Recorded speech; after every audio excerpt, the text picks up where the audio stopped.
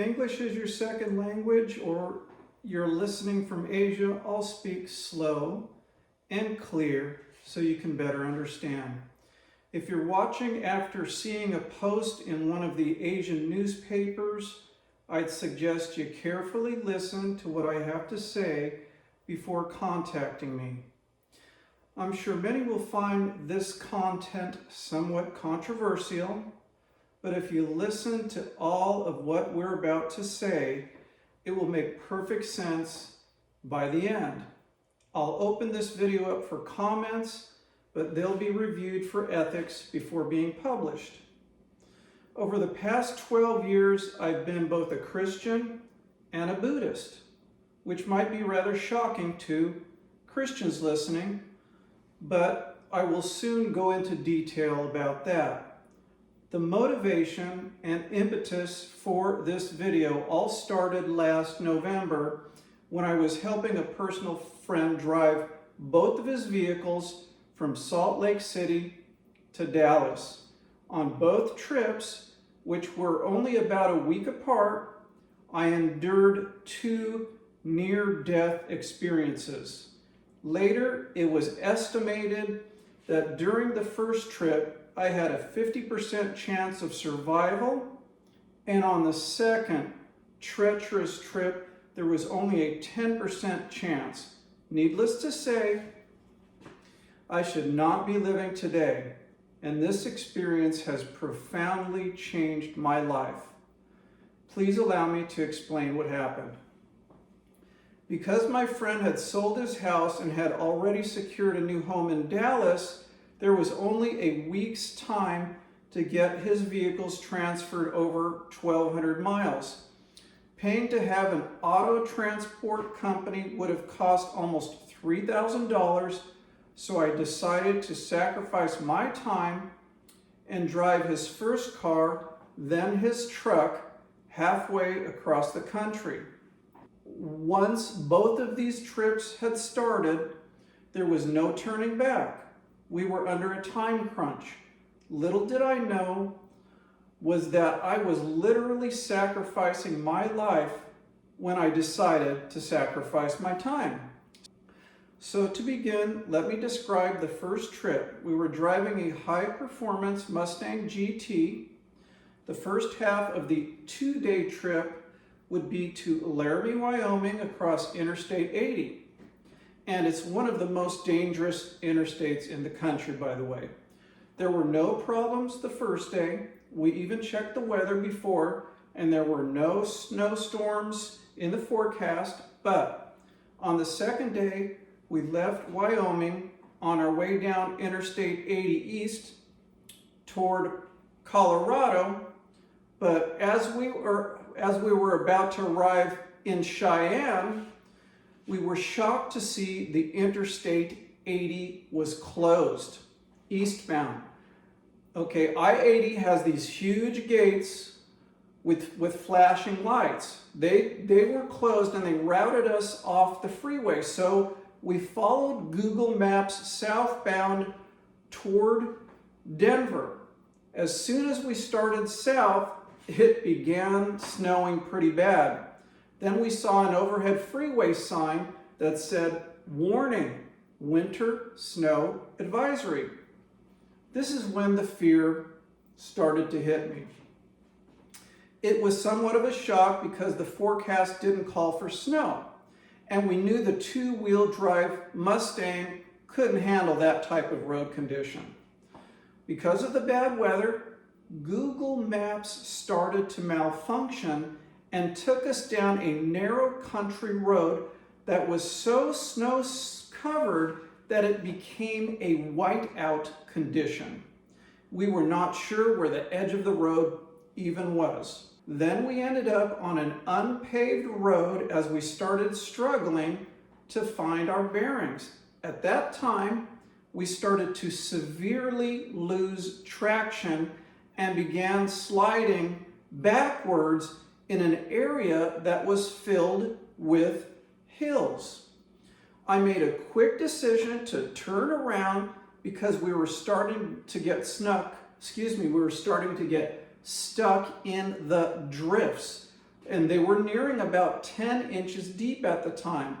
That might not sound like much if you have a truck, but with a sports car that had a 4 to 5 inch clearance, it was a recipe for disaster. Fortunately, we made it to an intersection just as I got stuck again, but there were no cars in sight and a complete whiteout condition. We were not even sure if we were on the road anymore. Then that's when we began to pray and ask God for a miracle. By my estimate, we were located at least 15 miles from the next major highway, and it looked like that we were going to get swallowed up by the storm. Miraculously, within 5 minutes, I saw a snowplow in the distance, and I quickly left the car and I ran over to the next road and flagged him down. I tell you, this was nothing short of a miracle, because there was no way of seeing where the road was or if we would be left there literally to freeze to death. The snow plow came back to where we were stuck, and may I add, it was in a nick of time. It was like I found an angel out in the middle of nowhere, and I told him just that. This is an image of what the car looked like just before getting rescued.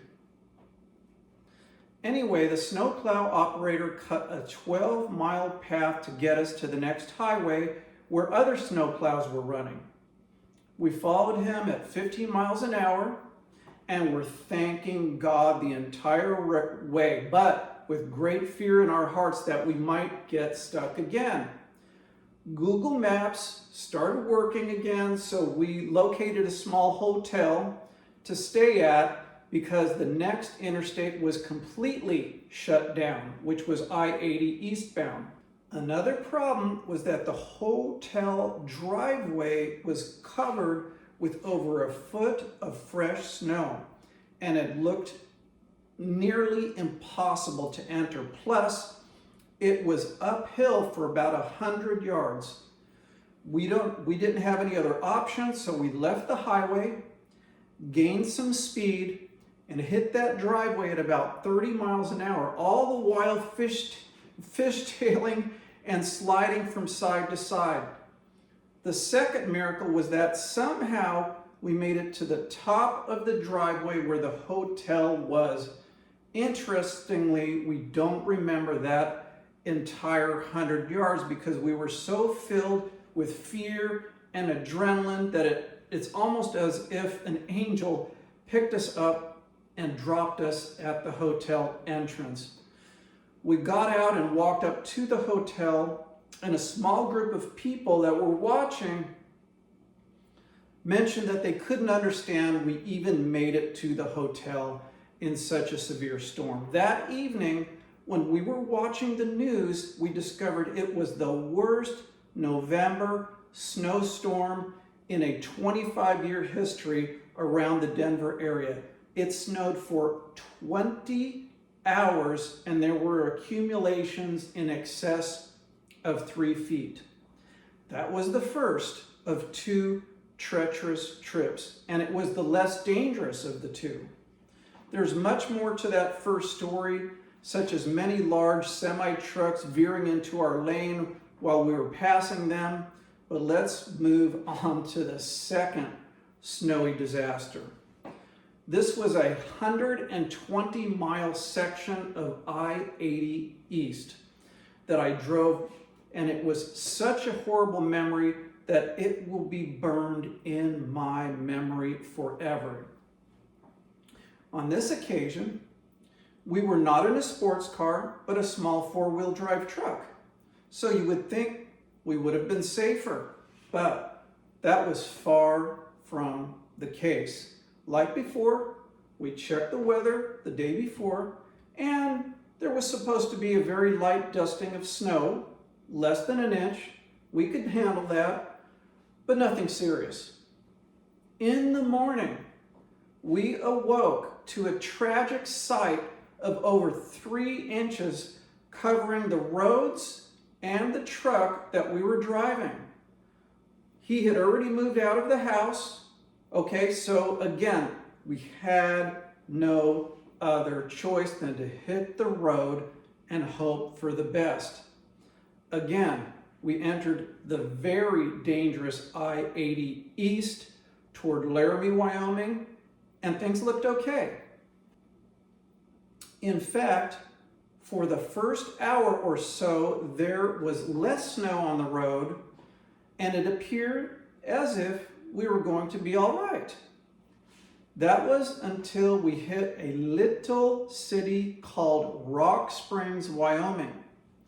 Then all of a sudden, the road was covered again with snow, but worst of all, there was an inch of black ice covering the entire freeway. While I'm discussing this, I'm going to put up 2 slides. The first one is an image of a 1-lane highway very similar to the interstate that has 2 lanes in each direction.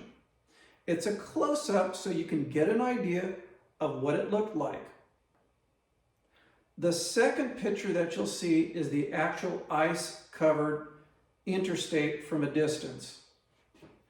After Rock Springs, we saw another overhead freeway sign, but this time it said speed limit 45 miles per hour. We thought it was a mistake, but anyway, slowed down from about 65 miles an hour to 55. But within 20 minutes, we crossed over a bridge and the truck fishtailed so badly that we almost overturned, with the passenger side wheels leaving the ground for a moment. This was extremely frightening and shook us up pretty bad. After that, we didn't drive higher than 35 miles an hour, okay? Because if we did, we'd begin spinning and fishtailing dangerously.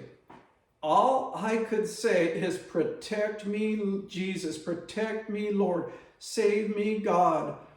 Okay, it was completely black ice from Rock Springs to Laramie. You can check that out on the map.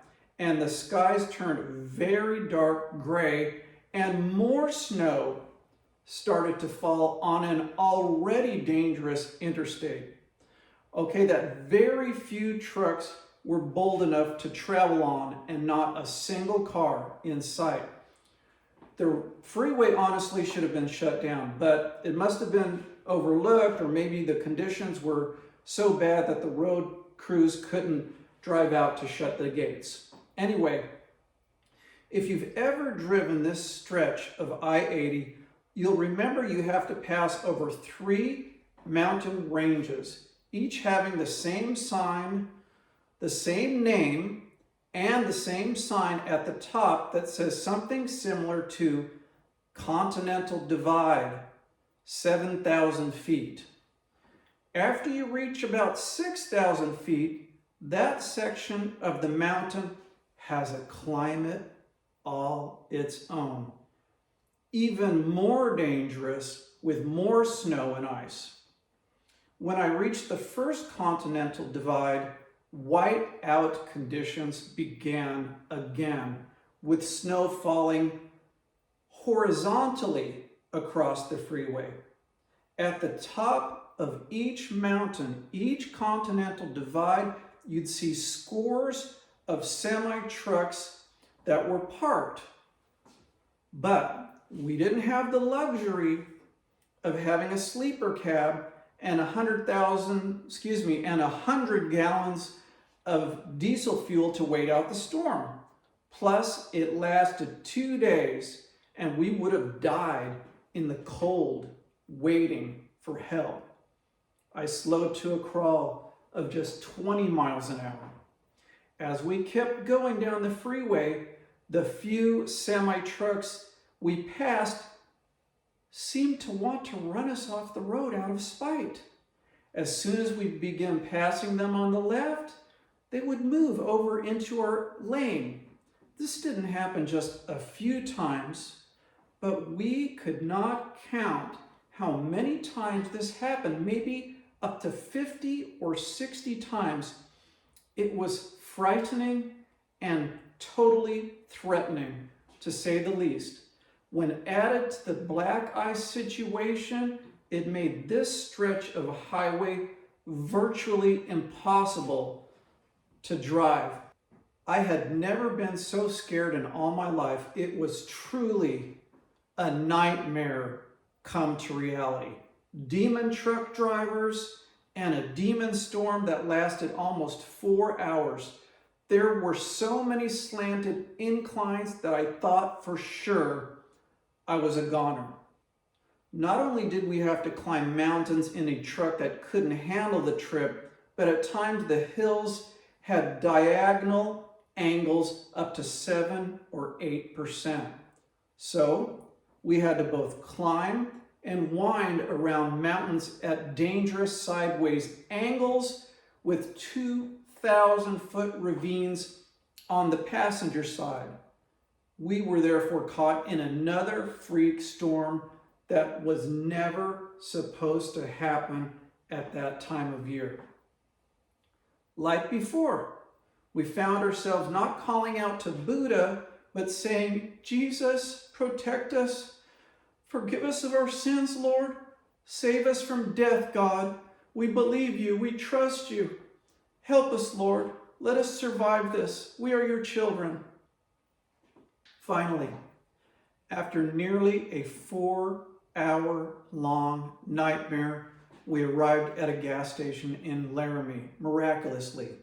The last 30 to 40 mile section of the trip was so treacherous and frightening and seemed so surreal that it was like a bad dream. And the last 45 minutes is very hard to remember. This is no exaggeration, but it was like God himself teleported us 30 miles to the freeway exit where the gas station was located. Someone just said, "Come on. You were just distraught with fear. God didn't teleport you. It's all in your imagination." Well, you can think what you want, and maybe that could have been the case when I described the last 100 yards of the first trip toward the hotel entrance. But this time, when we snapped out of it at the gas station, we both felt as if we had just woke up. I mean, shocked. We were still alive, and we were sitting at a gas pump, which we never remembered driving to. What is so interesting in hindsight is that although I had been more of a Buddhist than a Christian for the past dozen years, when the roads were the most dangerous and life seemed to be hanging on a thread, I ended up calling out to the one true, powerful God, the only God I felt could rescue me, and of course his son Jesus. It literally took me 3 weeks and a few bottles of wine to recover from the trauma that these 2 trips caused me. I mean, talk about PTSD. Daily crying and yelling out to God, "Why? Why did you have to put me through this, Lord? Why did you almost allow me to die?" After that, I completely quit drinking anything. Now, I get nauseated just being in the same room with someone drinking alcohol. I can't even go to restaurants with bars anymore because the smell reminds me of the aftermath of this second trip. So now that I've gone through over 4 pages of notes on what I believe was the worst month of my life, I'd like to continue with the secret link between Buddha and Jesus.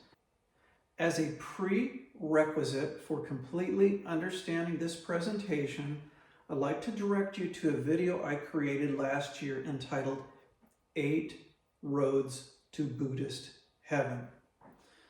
That is where you'll begin to understand what Buddha meant by heaven or nirvana, especially the section about the 8 pathways to enlightenment. Someone just said, How can you be both a Buddhist and a Christian at the same time? Aren't both religious faiths diametrically opposed when it comes to salvation and eternal life? Well, I've heard this impolite comment many times, and it's primarily due to ignorance in believing that Buddhism is a formal religion. For a better understanding, please allow me to refer you to a second video that I did, which is a compilation of what many Buddhist masters teach. Please look in my video library for a presentation called Buddhism is Not a Religion, Truth Revealed.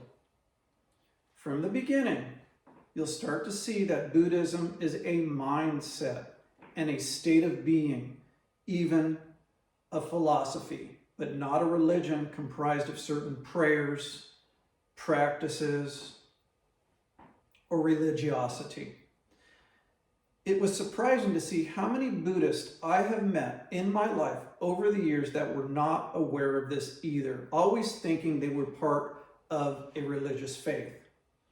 As a cursory overview, it's important for you to understand that the original Buddha, who was a prince that lived about 2,500 years ago by the name of Siddhartha Gautama, never taught that nirvana, or the Buddhist heaven, was an afterlife experience similar to the heaven of the Christians. Rather, he instructed his disciples they could achieve a form of heaven on earth through the regular practice of sacrificial and diligent mindfulness and deep meditation. Said in a slightly different way, what Buddha Siddhartha taught about nirvana is that it is a place consisting of an ongoing mental condition of total happiness and tranquility on earth, not a drifting off after death to an eternal experience of angelic bliss. As a Christian, you may see a conflict here as well, because Jesus made it clear there indeed was an afterlife and an eternal heaven.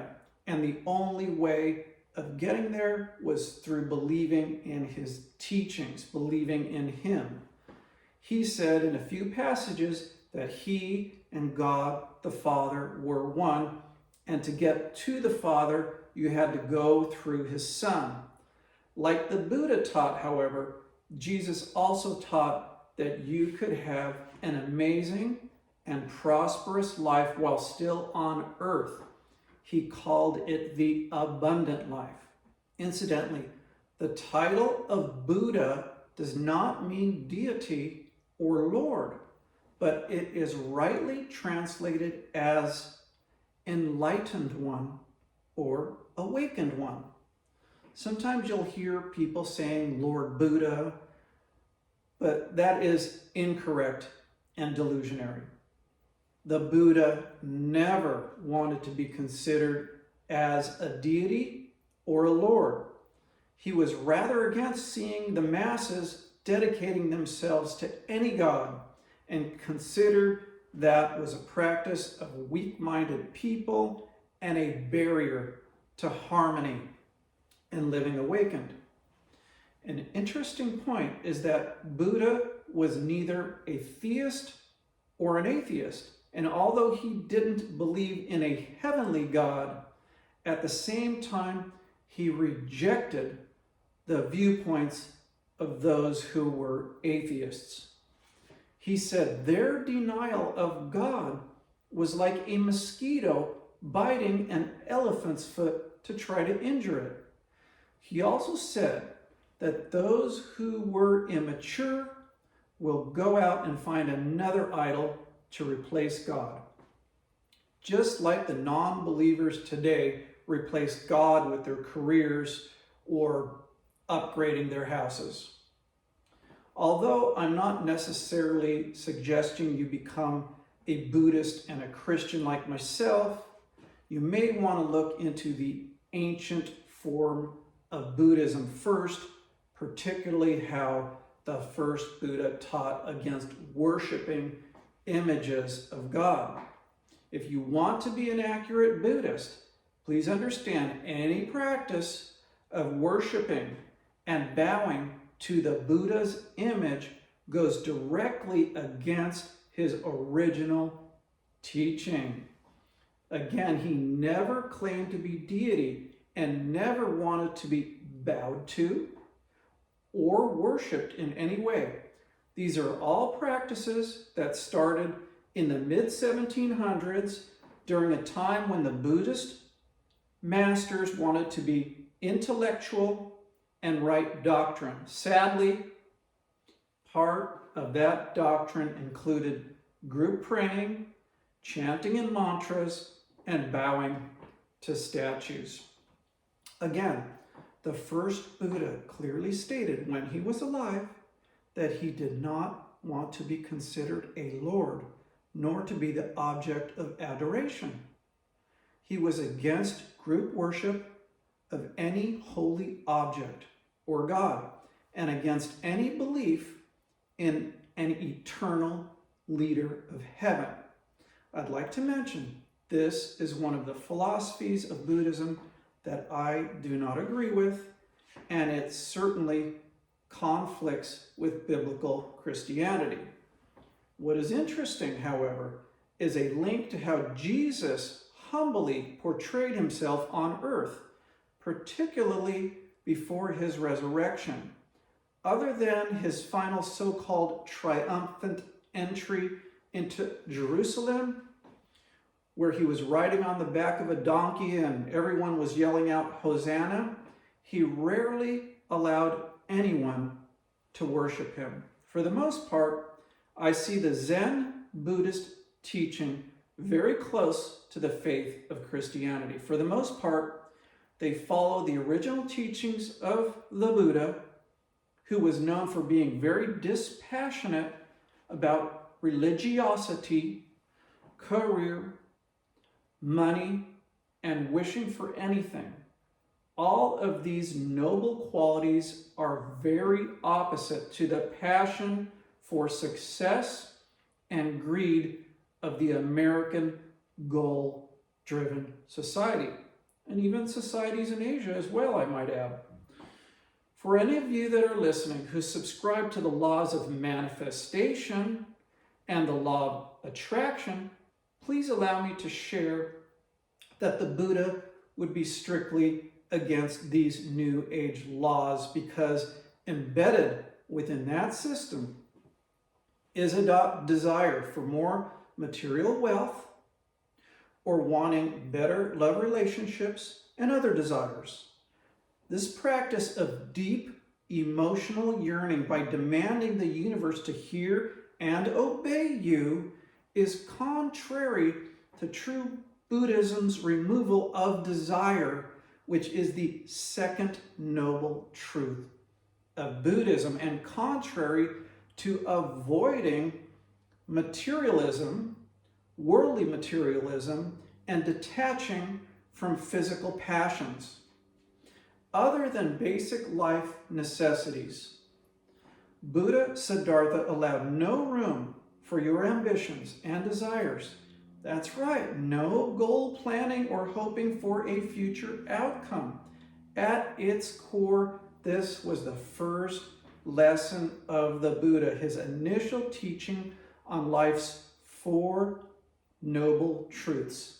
As a reference, take a look at these four noble truths on this slide, which are the foundation of Buddhism, and you'll begin to understand a little more about these beliefs. For the next few moments, allow me to briefly review the Four Noble Truths and how they are intertwined with Christian directives. Incidentally, these noble truths represent objective, authentic aspects of life and not an array of four parts of life that you select to believe or disbelieve because of an internal system of morality, let's say. Regardless of how you feel about these truths, they are nonetheless an actual form of reality affecting the entire population, whether you're Buddhist, Christian, atheist, agnostic, or whatever. The first truth is called suffering, or in Sanskrit, it's called dukkha.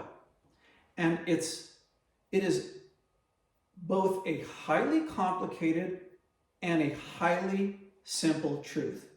It means suffering basically exists as a result of a desire or a want. Okay? The second noble truth is the single word desire, or better translated into English, it is called a thirst or a yearning. Within the first noble truth related to pain, discomfort, suffering, or anxiety, there is a core value that includes the truth related to what humans live for, everything they hope for, almost every aspect you can think of in life, whether that is love, pleasure, eating healthy food, or owning a new car. All of life's physical and mental activities in one way or another either start with suffering or end with suffering. Within the second noble truth, the Buddha simply defines the word as desire, which is the cause of the first noble truth related to suffering.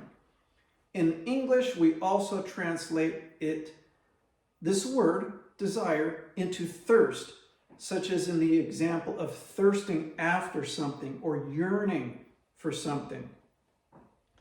The Bible is replete and filled with examples of the problems associated with desiring after a material item or a person, as in the case of a love relationship. It is usually the biblical word that is called coveting or covetous, and it is the reason for many crimes of passion and many robberies and murders in this world.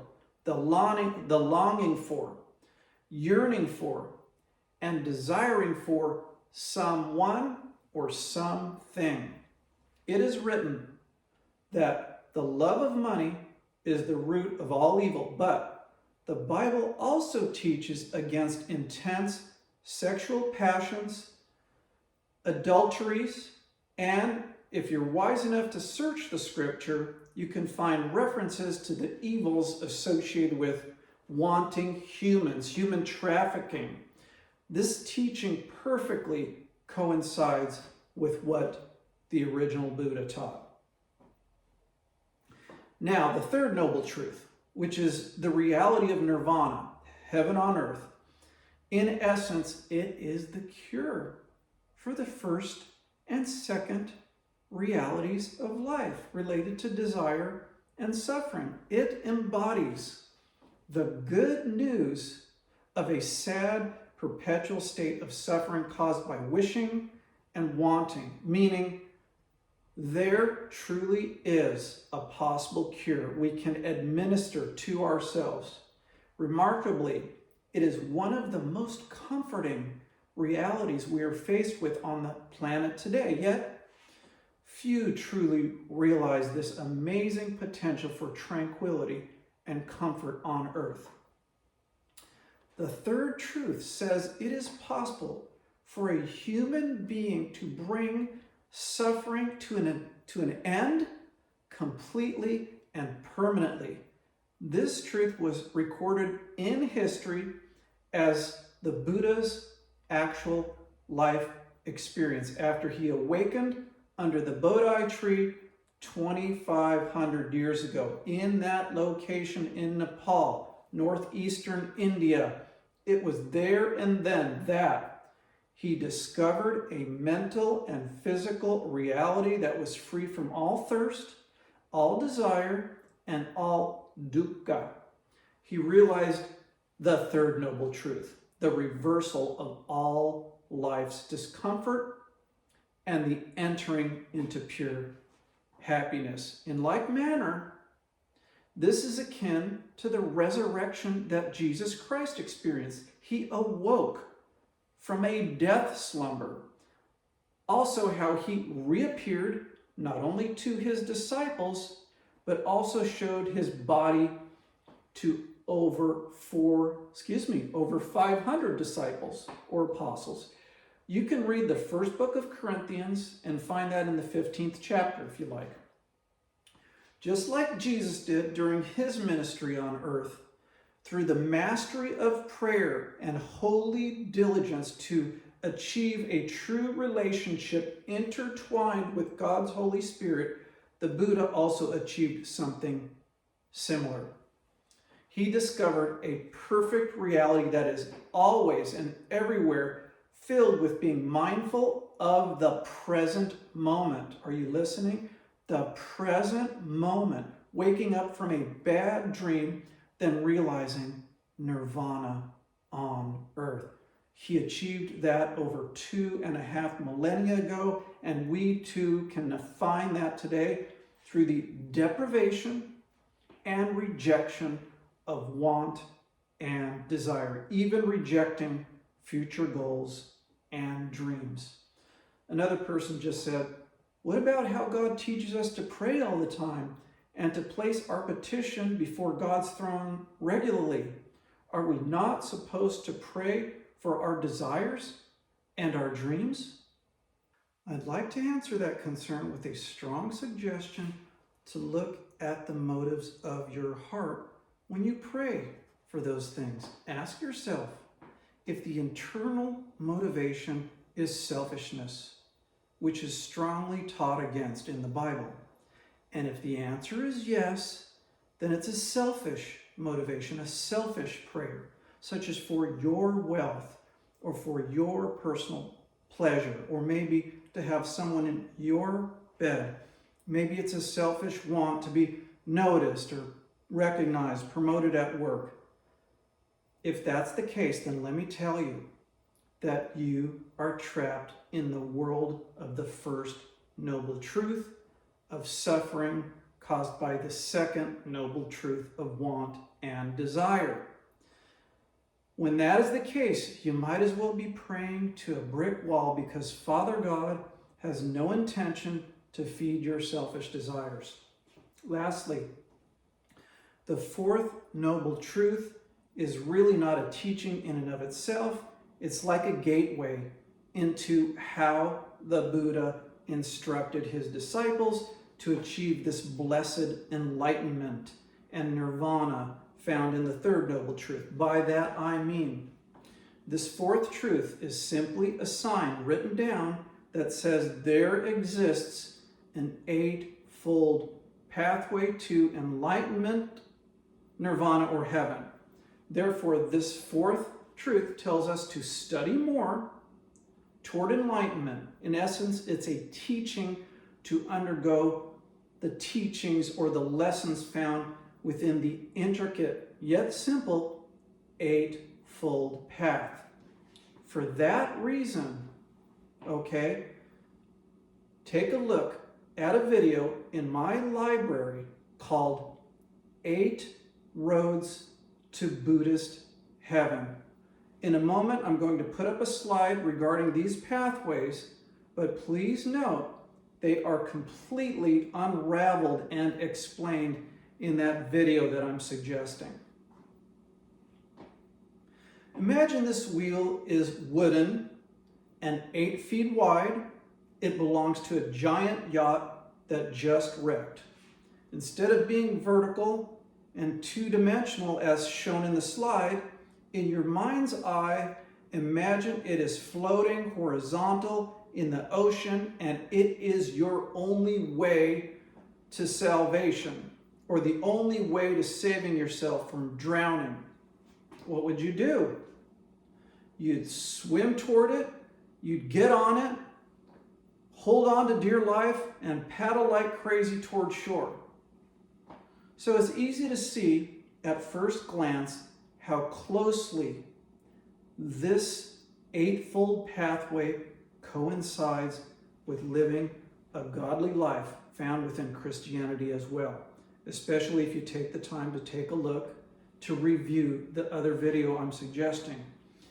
I say all that about Buddhism, the Four Noble Truths, and the several near-death experiences in order to define the second part of this presentation. In particular, I'd like to discuss my observations as both a Christian and a Buddhist and the conclusion I've made regarding the meaning of life and how this experienced wisdom can help you answer a few questions about your own life. For the most part, this is the insight that many years of living as both a Buddhist and a Christian and even a non-believer has taught me, especially reflecting upon how it is a stunning miracle I'm alive today. Incidentally, besides the 2 deadly snow traps that almost took my life, there were 3 other times that nearly snuffed my life out as well. One was when I was managing a restaurant and a gang robbed us. Incidentally, this was a very dangerous gang in Southern California. The leader pointing a .45 directly in my face, he said, "Don't look at me." Then he shot the tiled floor as a warning not for any of us to follow him. And the bullet actually ricocheted off the tile floor and hit my foot. Another time was when I was attacked from behind by the jealous husband of a girl that I was seeing. He almost blinded my right eye. Fortunately, I gained my sight back. Lastly, I was at a party in high school where everyone was either drunk, high on marijuana, or both. Suddenly, this guy standing right next to me started firing a rifle at the furniture in the room. People started bolting toward the door in a chaotic dash, but like an idiot, I just stood there, thinking it was safer than running in front of his gunfire. So, by all accounts, if you know anything about statistics, 5 very close brushes with death and still being able to talk about it today is a statistical anomaly. This means I shouldn't be alive today, but I thank God that I am. When I look back at my entire life until now, all the times I've dreamed for a certain amount of money, a special lover, a dream home, most of which I have already achieved, I've concluded that almost every pursuit was meaningless, totally and completely empty and hollow. It may be true I achieved a decent-sized account, but that too is dwindling. It's true I may have attained amazing physical pleasure and a gorgeous lover, but she passed on. This is what she looked like as a model in her mid-20s. Also, I may have lived in a dream home on acreage with a pond and beautiful gardens, but now I live elsewhere and someone else is enjoying all my hard work. What is there to show for a lifetime of working your fingers to the bone, I ask you? For me, it is amounted to a little more wisdom, a few dollars more, stronger back and arms, but several more gray hairs with a large amount of disappointment. Just as both the Buddha and Christ pointed out regarding the futility of want and desire, no matter how much we see and hear, we are never satisfied, nor are we content. When the billionaire J.P. Morgan was asked many years ago in an interview how much money would be enough for him, he replied, "Just a little more." Jesus not only said that the love of money is the root of all evil, but he also referred to wanting and wishing when he said in the 4th chapter of John, he was talking to the lady at the well, if you remember, saying, anyone who drinks this water will soon become thirsty again. But whoever drinks of the water I will give will never be thirsty, because this living water will transform you from the inside, becoming a fountain gushing forth to eternal life. Obviously, what he was referring to was desiring the living water of the Holy Spirit and a spiritual connection to God, instead of just water to drink. After I devoted myself to search for knowledge and to explore the wisdom of Jesus and Buddha, I soon discovered that God has dealt a tragic existence to both me and the human race. I observed everything happening in this world has little to no meaning. It's like a dog chasing a tail that he'll never catch. Many have called me intelligent, some have called me an outstanding counselor to those suffering emotionally, but although I may have more wisdom than most, I've realized that much learning earns you more trouble. And the more you know, the more you hurt inside. It's almost better that I never strived to know all that I studied for, because then I'd be at a loss to the human condition of being caught in an endless loop of wanting and not attaining, desiring, then becoming disappointed when it doesn't happen. Setting knowledge aside, I also have had an interesting time with pursuing life's many pleasures. If I can liken it to taking drugs, let me say each adventure was never as good as the first time, especially when I repeated them. That too put me in an endless loop of enjoying the high of a pleasurable experience, whether that was through intense lovemaking, drinking wine, or racing a car, but then realizing it was crashing down because it had come to an end. At times, even as a so-called Christian, I played the hypocrite and always said yes to a good time, never depriving myself of a gratifying experience. It felt good for a while, I can't deny that, but obviously it all dissolves into a vapor that only leaves a vague memory and an empty wallet. Then at times I turned to stupidity and laughter as a way of dealing with the human experience of sadness and failure.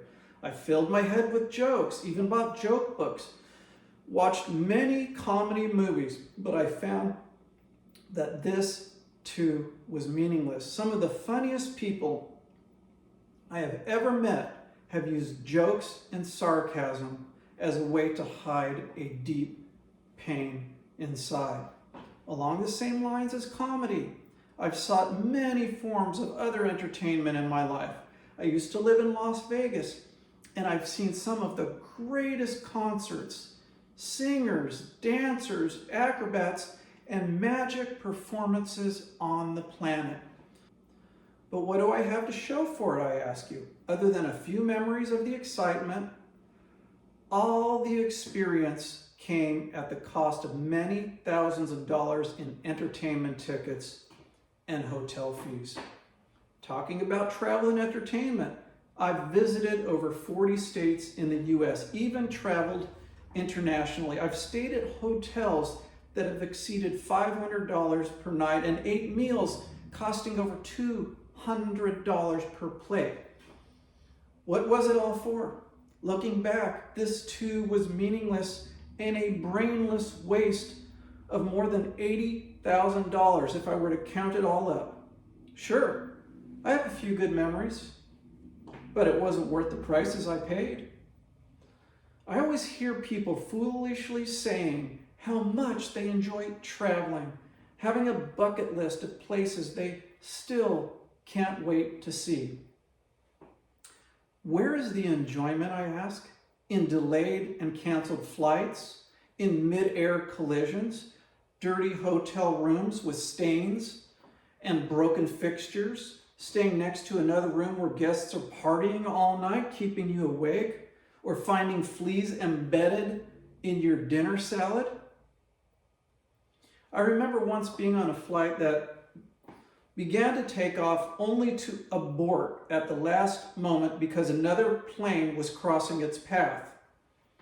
The sad part was that the captain didn't say a word, pretended nothing happened. He just circled around to another runway where we eventually managed a successful departure. This might have been my 6th brush with death. Another example, several years ago, I was one of the fastest long-distance runners in the western part of the country for my age. I competed in an age category called Masters, if you know what that means. At the time, I was running in excess of 8 miles a day and was able to achieve a 5K time below 16 minutes and 40 seconds, if you know what that means. So I thought I'd take all my experience and knowledge and skills and abilities and give them back to the community, let's say. I was living in Las Vegas and there were no colleges that had teams for competitive male distance runners because of an NC2A rule called Title IX. So I formed a team of 12 men in order to pay for their running expenses and coach them to excellence. This endeavor also turned out to be a waste of over a year of my life while coaching and helping young men that eventually felt entitled and began copying an attitude about all the hard work that was necessary to achieve excellent race times. All I asked from the start was that we acted like Christians, prayed before each practice, and attended at least one church event, even if it was a concert, each month. Even after signing an informal agreement, one by one they began complaining about the spiritual aspect of the team and the very intense workouts that were needed to get to that level of competition. Incidentally, I was not earning much money at the time, but was spending over $400 a month on these young men, paying for running shoes, racing uniforms, other clothing, meals, and race entry fees for community 5K and 10K races where they can prove themselves. By the end of the year, after throwing $6,000 at these guys, they all quit. Each one had their own dishonest reasons, in my opinion. Some started drinking, but said the practices were too tough. Others had girlfriends, yet others claimed it was a new job. It was just another fruitless effort in my life that hardly brought a single good memory. Regarding careers, I even found pleasure in hard work, seeking money and recognition as a reward for all my labor. Always thinking about more money and a better position. I'd be able to impress others, or maybe even it would help me get that sexy girl. But as I look back at everything that I worked hard to achieve, this too was rather meaningless. I was almost like a clown dancing for a king, but the king was looking at someone else instead of the performer. I also deceived myself into thinking I found happiness because of the hard work I placed into a home I bought. One I thought would end up being my dream home. I planted dozens of beautiful fruit trees and berry bushes, even grapevines, each year enjoying so much fruit that I had to give it away to neighbors that ignored me for most of the year. I also had a 20,000-gallon outdoor pond on this 2.5-acre property. It was filled with various types of goldfish, beautiful fish, but all that work ended up being a burden. And the pond was an endless, smelly job that produced little pleasure after a while, other than occasionally seeing the 100+ fish come to the surface to feed. Out of all the houses on a street of over 40 houses, mine was the largest, almost 3,700 square feet, and also recognized as the most well kept. What did it bring me though? All the work and effort eventually translated into an endless headache of upkeep and repair, maintenance and physical injuries. It was all useless, and although it was the small fruit farm I wanted, the entire effort ended up being stressful and tiring. Additionally, several neighbors had farms around me. They owned pigs, horses, and cows, and the stench in the air became so unbearable that it forced me inside at times. Toward the end of 7 long years, I ended up hating it and feeling like I was living in a prison of my own making. So I sold out, and I let someone else inherit all the endless hours I spent trying to create a beautiful property.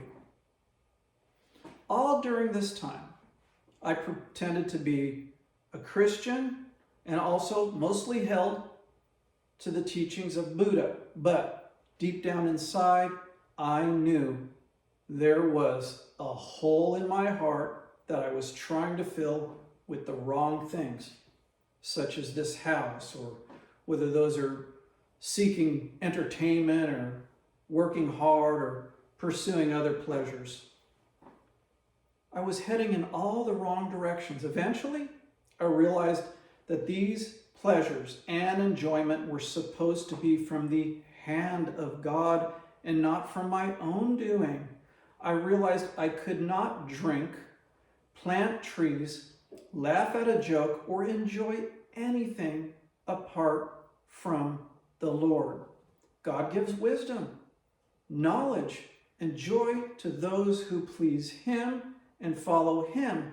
But if a foolish man or woman becomes wealthy and becomes arrogant, God takes that wealth away and gives it to others that please Him.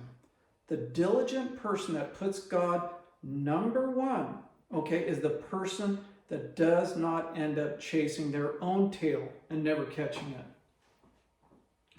One of the greatest things in life that I found and experienced was a brief period of time, let's say about 10 years, when I didn't have much money and I was taking care of 2 small sons that I was awarded custody over after a long, draining divorce. This started when they were ages 2 and 4.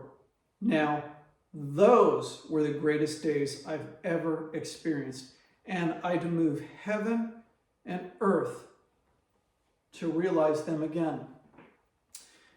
It was the times of playing with those boys, taking them to the park and chasing them around with the ball, going out to fun places like Disneyland, or just watching them laugh on the swing set.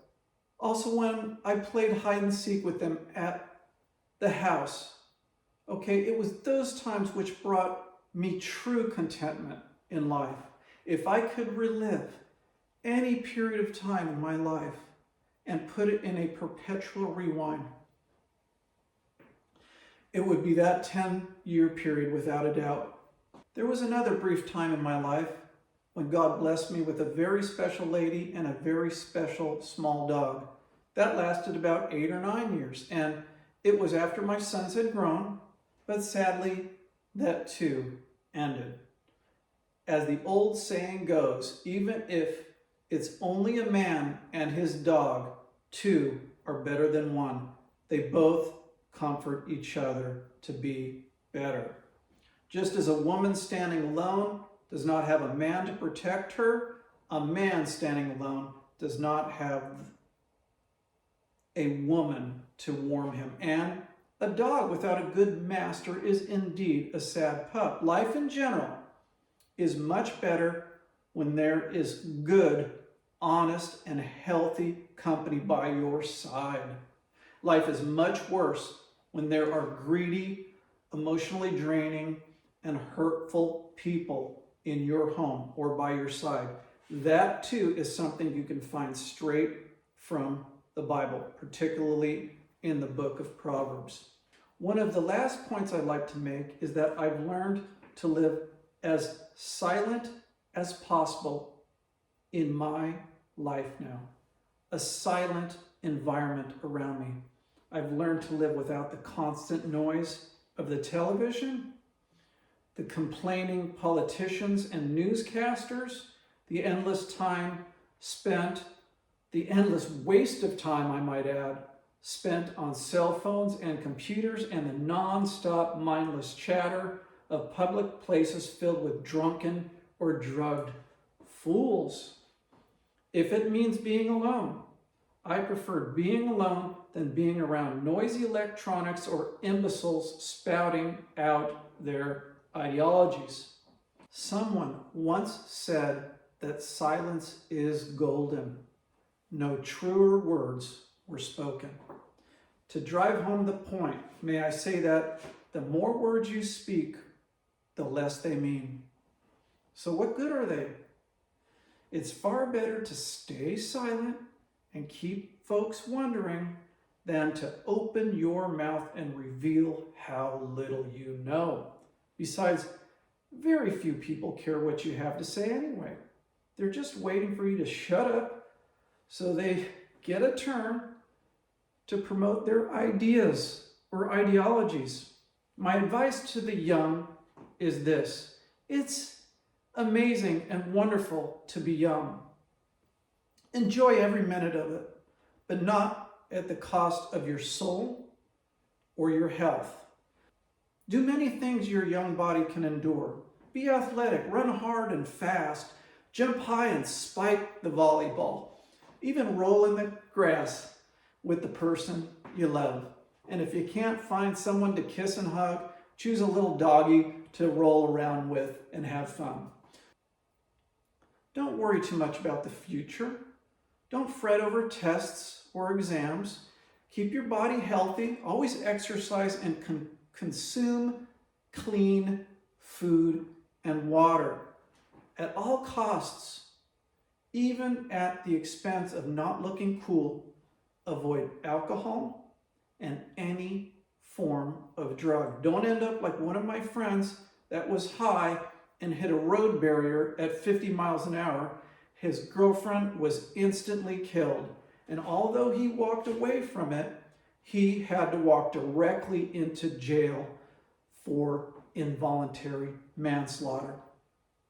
So have fun while you're still young, but don't put yourself or others at risk just because you think it's fun to party and feel high.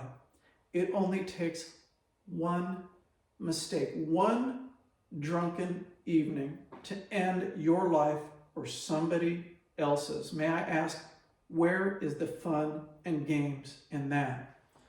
Replace the partying with growing your mind strong through learning and spirituality, and your body strong through athletics. Always remember, there is no high like the Most High. And let me add, put the cell phones and other electronic devices away for the vast majority of the day and night. The more time you spend staring into the matrix, the more it will weaken your body and mind. So, have a grand old time while you can, because life is but a vapor, and like my near-death experiences, you never know when the good Lord might call you home. Please remember that someday, just like every other person that breathes, whether Christian or Buddhist, you must give an account to God for everything you said and did. Let's make sure you can look up to God with confidence in that day instead of with embarrassment. My sincere hope is that we all hear his divine words saying, "Well done, my faithful servant. You have had a difficult yet abundant life. Now enter into your rest and my brilliant glory." Thank you.